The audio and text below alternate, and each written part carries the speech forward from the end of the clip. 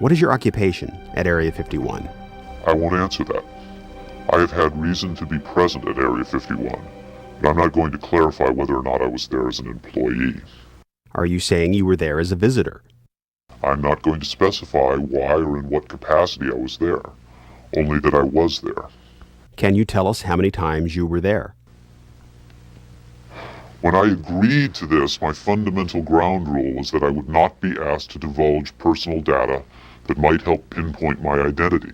If you continue to ask questions that are out of bounds, I won't hesitate to terminate this interview. Are you saying that the number of times you were present at Area 51 is enough to pinpoint your identity? Any specifics will narrow the field of suspects. Of course, I could lie. Let's say I've been there 47 times, or anyway more than once. Let's turn to the tape itself. The copy you've supplied is not the original tape. No. Was the original at Area 51 when you copied it? That's out of bounds. Is it fair to assume that the copying of tapes at Area 51 is heavily restricted? You can assume anything you like. I would say that's a fair assumption. That's obvious. I will say that this tape was copied under special circumstances. Otherwise, copying it would have been impossible. Can you be more specific? More specific? Okay, I'm sure they've figured this much out already. Recently, there was a wholesale transfer of video documentation from analog tape to digital disk storage. In a couple of instances, this allowed data to leak from a highest security system to a less high security system. Even so, this particular tape was the only... I think that's about all I'll say about that. Was there something about this particular clip that made it more accessible to be copied? Not necessarily, no. Was there something about the content that caused them to file it differently or give it special handling? This interview was terminated. The interview resumed only after a discussion of the ground rules. Have you personally seen the alien being that appears in the tape? Yes, I have, but I stress I was not necessarily present at the interview session that appears on the tape. I'm not going to be specific. I may have encountered the being at another time. What can you tell us about the alien interview we're about to see? This one is rather recent, very late in the series. The interview process has been ongoing since the being arrived, which was in 1989. Approximately twice a month, they sit it down for a session that generally lasts from 3 to 5 hours. If they try to go longer than that, or if they schedule the sessions more frequently, the being becomes unresponsive. There's a fair amount of infighting among the scientists from different disciplines to get their questions asked. What has the alien revealed?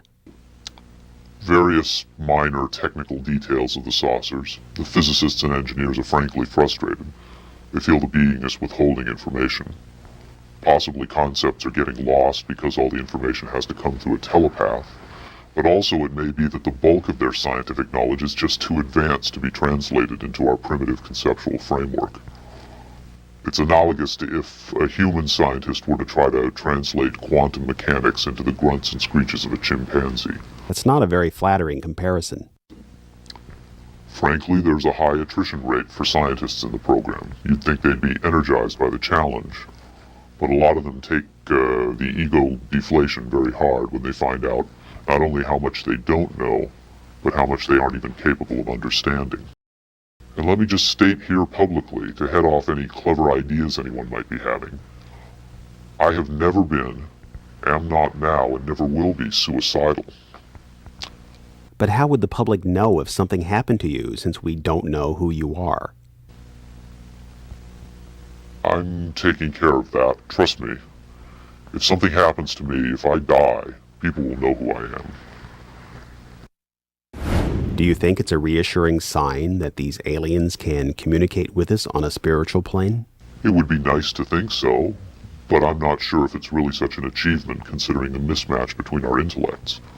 I mean, you're not going to have much luck making your dog understand calculus, but if you pet him on the head and say, "Good dog," aren't you communicating spiritually?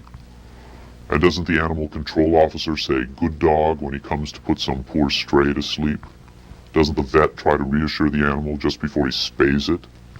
When you're dealing with beings whose intellect is so far beyond your own, I don't think it's safe to assume they have your best interests at heart. What about the content of the tape segment you brought? As I said, this is late in the series. In fact, it's quite close to the end. Because of his unwillingness to reveal his own identity, Victor's story stands or falls on the credibility of the tape he supplied. Here, exclusively for the first time anywhere, is the uncut, uninterrupted alien interview tape, shown in its entirety in real time.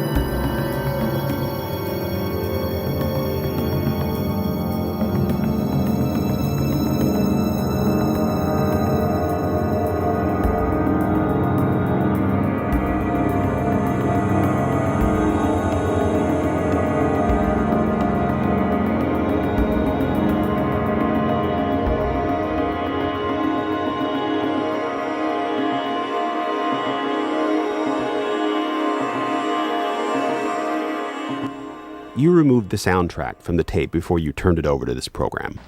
That's correct. I can't allow the voices of the project personnel to be heard by the general public. There's a very good chance their family or friends on the outside might recognize them. Isn't your purpose in releasing this tape to expose Area 51 to the world? My purpose is to expose the existence of the aliens, not compromise these individuals. I made the decision to come forward. I'm taking precautions to protect my own identity, and I don't think it's fair for me to put these others in danger of exposure. In any case, the interview on the tape went nowhere. It was interrupted, as you'll see. Can you describe for us what we're seeing? All right, we're looking at the interview suite at S4. It's kept dark for the comfort of the aliens. The figure who is just barely visible in the left foreground is the telepath, and behind the camera is a raked seating area for observers. Although in this case, I believe the only other person present was a military aide. The alien is seated behind a glass partition in a biocontainment area, which is maintained at biosafety level 2, the lowest designation. That's primarily for the protection of the aliens, not us. The theory is that if they were going to infect us with an alien bug, it would have happened 50 years ago. In fact, all the indications are the aliens eliminated microbial and viral life from their own ecosystem long ago. They aren't susceptible to our diseases directly, but it has been shown that microbes can reproduce and form colonies within their respiratory systems, which tends to exacerbate the debilities they seem to suffer anyway in our environment. In fact, you can see here the alien is beginning to flag. The interview was not going well. The telepath was trying to clarify some points from a previous interview, but he wasn't receiving coherent responses. As you can see, the being is in real distress. At this point, the telepath is sending out a message to the medical staff. He's trying to communicate with the alien, but he's getting no response.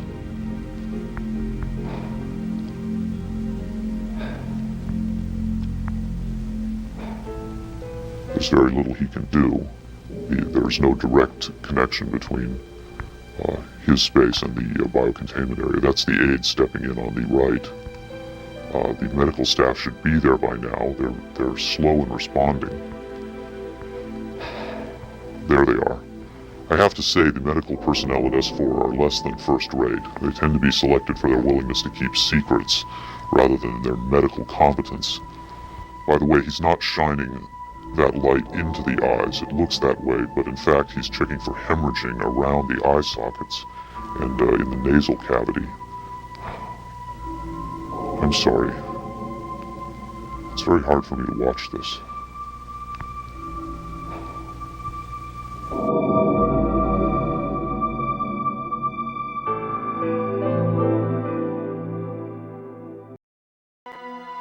If the government has really been in contact with superior aliens, wouldn't we see some evidence of it? For instance, amazing new scientific discoveries. Limitless free energy? A cure for cancer? We might if the government's motive were the betterment of mankind. The government's motive is control. And just as much as they crave control, they fear loss of control. Knowledge is power, but power does not necessarily confer competence. The people at the top of this program are intellectually very average. They're not capable of making proper use of what's been handed to them, but they have no intention of letting anyone else ever get a chance to solve the puzzle. And let's not forget there's also the real possibility that the government is being manipulated by the extraterrestrials for their own purposes. You could have released this tape to the news media, but you insisted on being paid for it. Doesn't that cast doubt on your own motives? Yes, and I was aware of that going in, but that's a cross I'm prepared to bear. I find it disgusting that the most important event in human history is being kept secret simply because certain unimaginative officials have the power to do so. But at the same time, I do see the irony in my own actions. All I can say is, had I had the choice, I would not have insisted on profiting from this revelation, but since by lifting this veil I've endangered not only my career but possibly my life, I felt the need for some small measure of monetary freedom to deal with any eventualities. And let me say, I could have demanded significantly more money than I did if I had been willing to compromise my anonymity. There have been other whistleblowers who jumped at the chance to become celebrities, which I think casts even more doubt on their motives than some people may be casting on mine. Do you believe your life is in danger as a result of making this tape public? I would hope not. I would like to think my government is a little more civilized than that, but at the same time I don't intend to give them the chance to prove me wrong. At any rate, to a certain extent, I'm counting on being disbelieved. Obviously, they would like me to be perceived as a hoaxer. If something were to happen to me, if I should die suddenly in a freak accident, it would obviously lend credence to my story, and I assume they understand that and will act or not act accordingly. Why should anyone believe this tape is authentic? Use your own judgment. That's all any of us can do. There's been so much secrecy and disinformation over the last 50 years that it's become impossible to prove anything in the face of official denial. Of course, the flip side is nobody really believes anything the government says.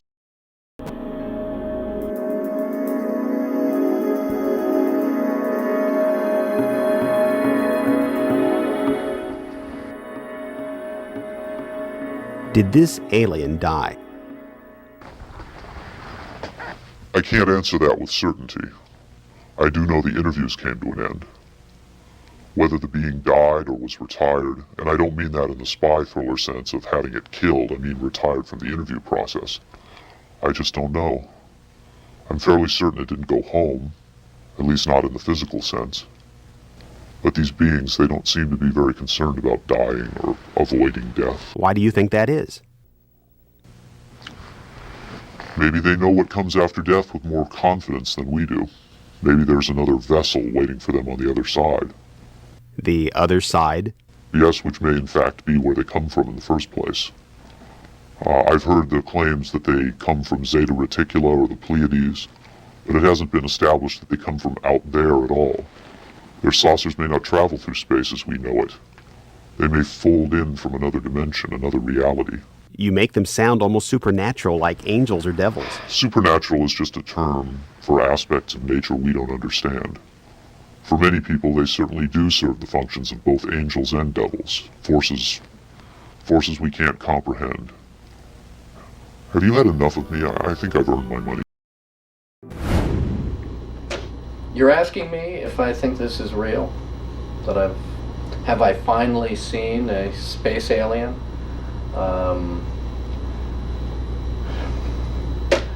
I don't know. But I do know this.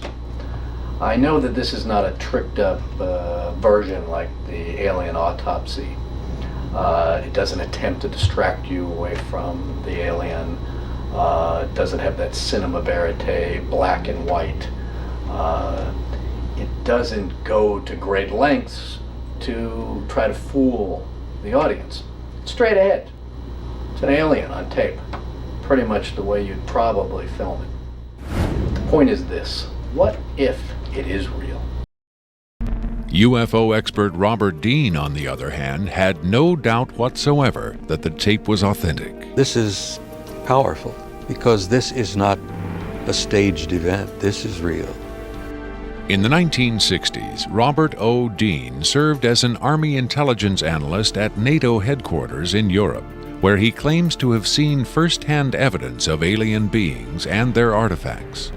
Retired from the Army, he is now a highly regarded UFO researcher and analyst. Dean was asked to view the tape and offer his expert opinion. Treating him like a piece of livestock, wiping his lips. Calling on his own first-hand experience for comparison, Robert Dean was stunned and moved by what he saw.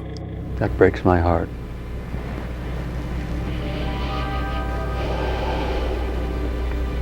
I think you've got yourself a piece of legitimate footage here, and I think you've got your hands on some pretty sensitive material. I don't know how the hell you got this. I don't know who you got it from, and frankly, I don't want to know who you got it from. But you got yourself a tiger by the tail with this footage. I would say, and I know that that's one of the things you ask of me, is that you've got yourself some legitimate footage of one of the little guys being interrogated and filmed. And there's a reality to it, and there's a sensitivity to it that literally breaks my heart. But I tell you very strongly, you've got something here that is very sensitive. Well, I know that the level of classification on this kind of a thing is so far damned above top secret that you can't imagine how sensitive this kind of thing is, and how delicate it is, and how tightly the government sits on anything like this.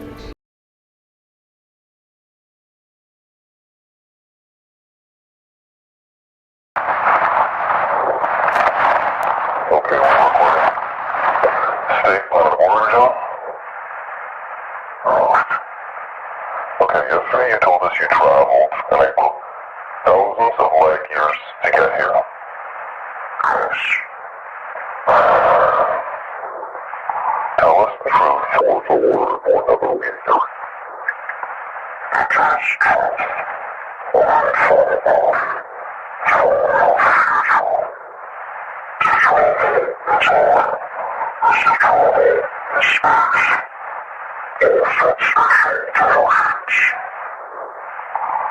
So I take it aliens took over our future, right? So you're human. Okay, so you evolved from us. So what are you doing here now?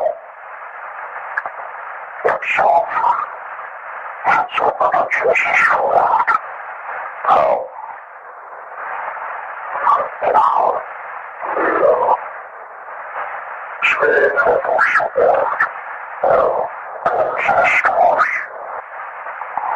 Okay, so how about we concentrate on your time?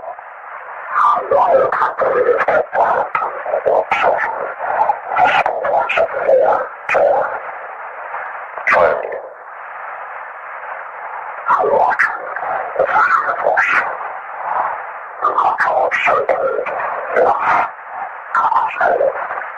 Wait, so you know the meaning of life? What's the difference?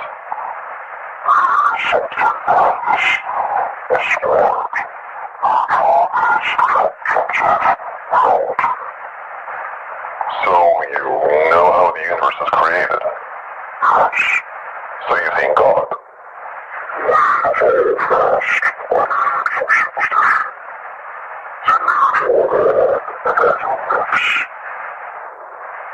Okay, illuminate us. What happens when we die?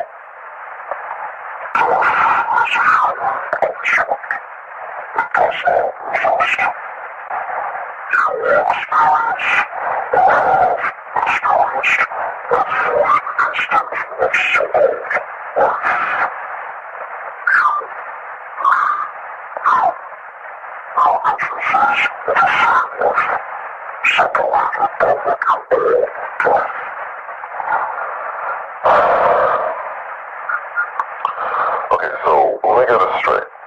There's no death, and we all experience each other's lives, right? Okay, so how was the universe created, and why is it so perfectly made for us?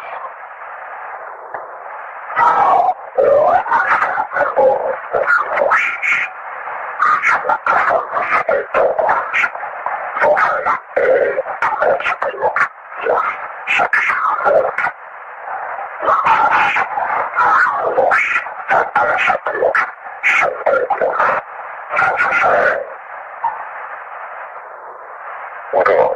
Okay, so why do we destroy ourselves with nuclear war?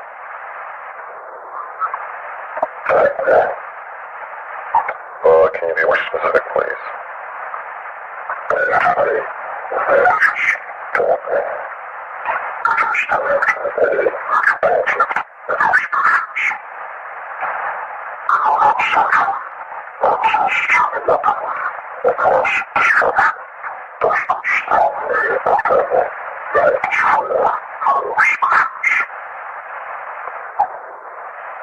Okay, one last thing. What about morality? What do you base your morality on?